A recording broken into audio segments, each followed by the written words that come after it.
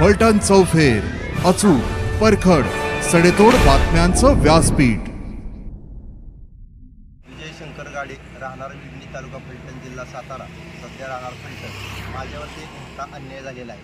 सन 2019 मध्ये जे आळंदी पुणे पंढरपूर पालखी महामार्ग क्रमांक 965 अंतर्गत ज्या शासनाने जमिनी अधिग्रहण केल्या होत्या, त्यामध्ये मौजे विडणी, तालुका फलटण येथील गट नंबर 172 मधील माझे वडील श्री शंकर पांडू गाडे व इतर माझे चुलते यांचे 3008 चौरस मीटर क्षेत्र भूसंपादन झालेले होते। त्या क्षेत्राची एकूण रक्कम 1,34,00,000 रुपये आलेली होती। त्या रकमेपैकी श्री उदय धनंजय गाडे व माझे 4 नंबरचे चुलते सुभाष पांडू उर्फ सुभेदार पांडू गाडे यांनी 1,18,00,000 रुपये आमच्या वडिलांची व 2 चुलत्यांची कोणतीही संमती न घेता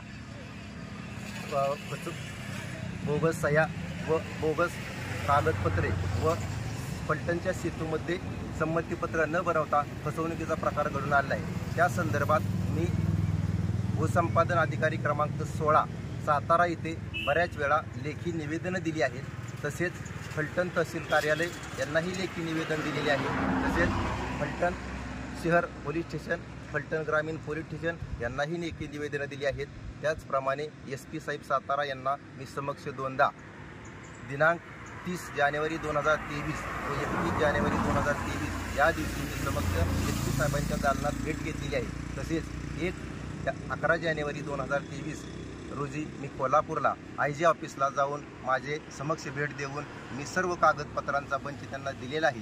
तरी आजपर्यंत माझ्यावरती माझ्या तक्रारीची कोणतीही दखल या प्रशासनाने घेतली नसून मला असं वाटतं की या FIR माझी तसेच 11 फेब्रुवारी 2022 रोजी फलटण शहरमध्ये माझी FIR क्रमांक 113 अन्वये FIR दाखल करून घेतलेली आहे। आज अखेर जवळजवळ 2.5 वर्ष झाली या FIRची कोणतीही दखल घेतलेली नाही। मी फलटण पोलीस स्टेशनमध्ये बऱ्याच वेळा येऊन सुद्धा माझी कोणतीही दखल झालेली नाही। तरी मला न्याय मिळावा, अन्यथा मी 15 ऑगस्ट रोजी उपोषण करून तसंच आत्मदहन करणार आहे। एवढीच माझी विनंती आहे की पोलीस प्रशासनानं याकडे गांभीर्याने लक्ष घ्यावं व मला न्याय मिळवून द्यावा। आमचे शेतकरी विजय गाडे यांची मोठी आर्थिक फसवणूक झाली आहे।